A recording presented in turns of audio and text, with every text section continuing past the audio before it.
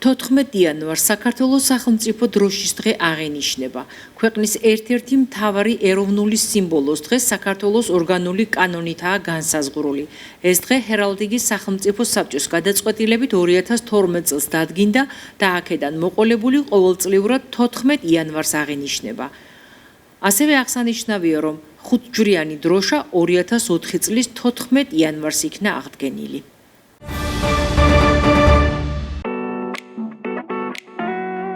ავტოსადგურის მიმდებარე ტერიტორიაზე გავხსენით მაღაზია, სადაც დაგხვდებათ პრემიუმ ხარისხის ზეთები, როგორიც არის შელი, ტოტაში, კასტროლი, მობილი. ადგილზე გვაქვს ავტოსერვისი, სადაც რა თქმა უნდა უფასოდ მოგემსახურებიან ჩვენი გამოცდილი გუნდის წევრები. ადგილზე შეძლებთ ზეთის შეცვლას, რა თქმა უნდა ეს ყველაფერი არის უფასო. და გეტყვით რატომ უნდა მოხვიდეთ ჩვენთან და რატომ უნდა შეცვალოთ ზეთი. პირველი როგორც აღვნიშნე, ეს არის პრემიუმ ხარისხის ზეთები, გამოცდილი გუნდი, რომელიც დაგეხმარებათ თქვენთვის ასურველი ზეთის შერჩევაში. უახლოეს მომავალში აქ გაიხსნება ეგრეთ წოდებული ვულკანიზაცია, სადაც შეძლებთ მოხვიდეთ, მოგემსახურება ჩვენი გუნდის გამოცდილი წევრები. უახლოეს მომავალში ასევე გვექნება საბურავებიც, გვექნება ავტომანქანის ნაწილებიც. ამ ეტაპზე გვაქვს სტარტაპი, დავათ იმისა, რომ ახალი გახსნილები ვართ, ჩვენს მაქსიმუმს გავაკეთებთ, რომ თავი კომფორტულად იგრძნოთ, მაქსიმალურად მაღალი ხარისხის ავტოსერვისის მომსახურებას გაგიწევთ და გელოდებით კომფორტულ და მეგობრულ გარემოში. უახლოეს მომავალში ჩვენი მომხმარებლებისათვის გვექნება ძალიან ბევრი სურპრიზები, გვექნება ძალიან ბევრი აქციები და გვექნება ასევე გათამაშება, რომლის შესახებაც ინფორმაციას დროთა განმავლობაში მიიღებთ. ელმოტორსი თქვენს განკარგულებაში და თქვენი საუკეთესო არჩევანი.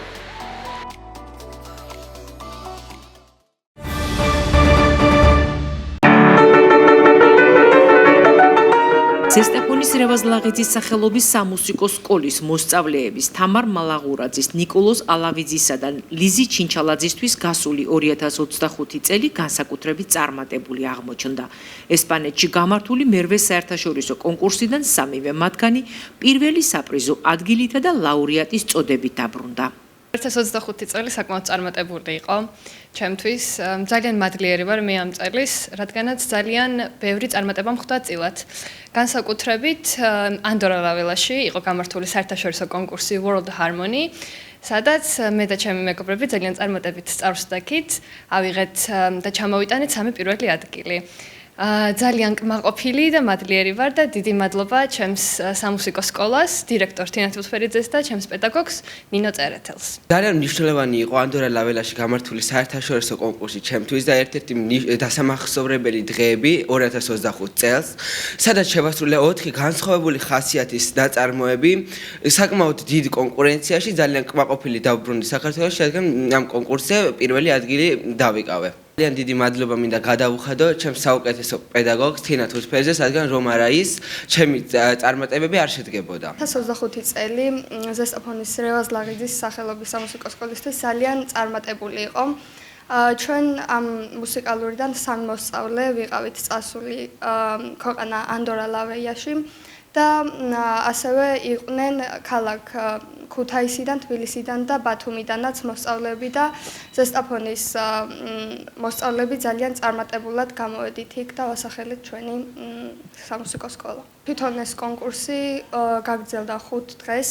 ობის თქმით, ზესტაფონელმა მუსიკოსებმა პრესტიჟულ საერთაშორისო კონკურსზე საკუთარი ნიჭისა და შემოქმედებითი უნარების გამოვლენა საკმაოდ მაღალ დონეზე შეძლეს და შესაბამისად შედეგიც დადეს. ეს 5 დღე, რომელიც მთელი ცხოვრების სახსოვარი იქნება, არა მხოლოდ ჩვენთვის, ბავშვებისთვის, ხო უფრო არაჩვეულებრივად წარსგნენ ჩვენი 3 გამორჩეული მოსწავლე ამ კონკურსზე, შეასრულეს საკმაოდ სერიოზული პროგრამა და იმ საუკეთესო მოსწავლეთა შორის, რომლებიც წარმოდგენილი იყვნენ საქართველოს ქალაქებიდან ბათუმი, ქუთაისი და ზესტაფონი, ასევე იქ წარმოდგენილი იყვნენ აზერბაიჯანი და ქვეყნებიდან, წარმოდგენილი იყვნენ ბავშვები თურქეთიდან, ესტონეთიდან, ბალტიისპირეთის ქვეყნებიდან, რუსეთიდან, ჩვენ მათ ისეთი კონკურენცია გაუწიეთ საკმაოდ დიდი და სამი პირველი ადგილი ჩამოვიტანეთ, ეს ნამდვილად არ არის ადვილი არ იყო ჩვენთვის, თუმცა ჩვენმა ბავშვებმა მაქსიმალური შედეგი დადეს.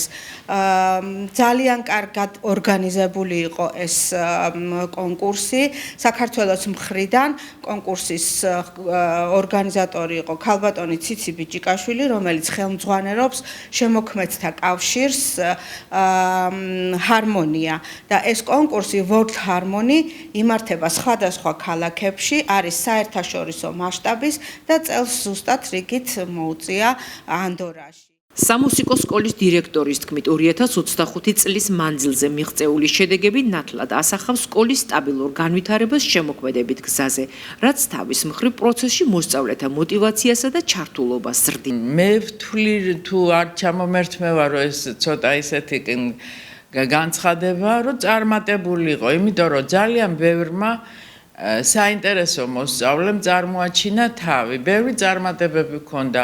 მათ შორის იყო საერთაშორისო კონკურსები, რესპუბლიკური კონკურსები, რომლებშიც პირველი ადგილის გარეშე თითქმის არ წამოსვლართ. ეს იყო ბალანჩივაძის სახელობის საერთაშორისო კონკურსი ქუთაისში, ამირეჯიბის სახელობის კონკურსი ბორჯომში. და ყველაზე საინტერესო ალბათ მაინც ის იყო, რომ საზღვარგარეთ ვიყავით წასული, ანდორაში ტარდებოდა საერთაშორისო კონკურსი, სადაც უცხოელების და ჩვენი ბავშვებიც მონაწილეობდნენ და თავთავიანთ კატეგორიაში ჩვენმა წარდგენილმა მოსწავლეებმა ძალიან გვასახელეს პირველი ადგილი აიღეს. ესე რომ ამიტომ კმაყოფილი ვარ 2025 წლის ბევრი კიდე საინტერესო კონცერტები გქონდა ბევრი ღონისძიებაში მივიღეთ მონაწილეობა და მე მადლობა მინდა უთხრა პედაგოგებს და მოსწავლეებს იმ შრომისთვის, რაც გაწიეს, იმიტომ რომ უშრომელად ეს შედეგი არიდება და დიდი იმედი მაქვს, რომ 2026 წელში გავაგრძელებთ ასევე წარმატებით და კიდევ უფრო მეტი შედეგები გვექნება და ვასახელებთ ზესტაფონს.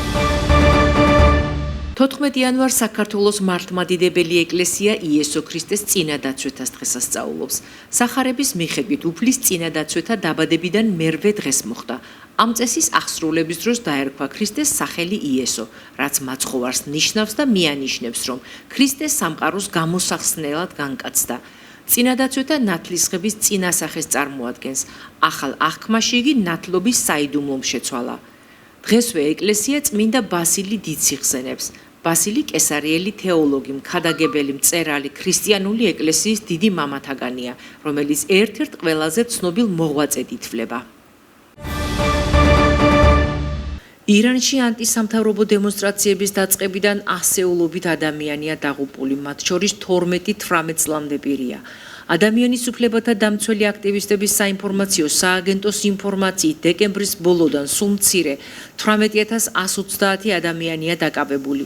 CNN-ის ცნობით ირანში ინტერნეტის მიმდინარე გათიშვის გათვალისწინებით შესაძლებელია რეალური რიცხვი გაცილებით მაღალი იყოს.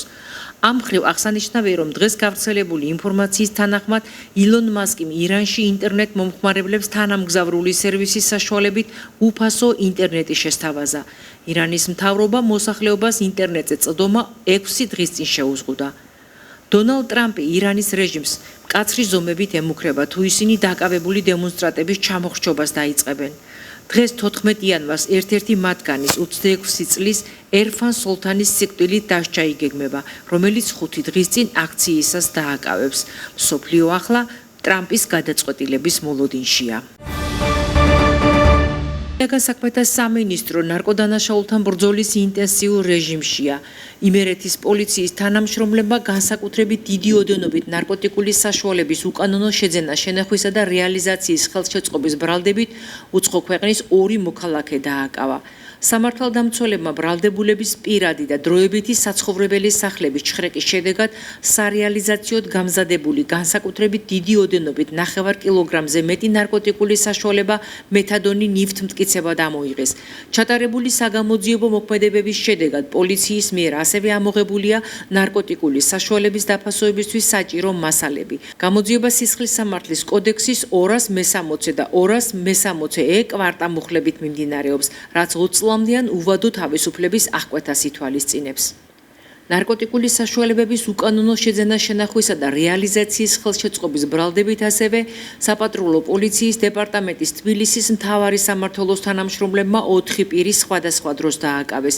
დაკავებულთა შორის როგორც საქართველოს, ასევე უცხო ქვეყნის მოქალაქეები არიან. სამართალდამცველებმა დაკავებულების პირადი და საცხოვრებელი ბინების ჩხრეკისას ნივთმტკიცებად ამოიღეს სარეალიზაციო დაფასოებული განსაკუთრებით დიდი ოდენობით ნარკოტიკული საშუალებები, მათ შორის MDMA, მეფედრონი და გამომშრალი მარიხუანა.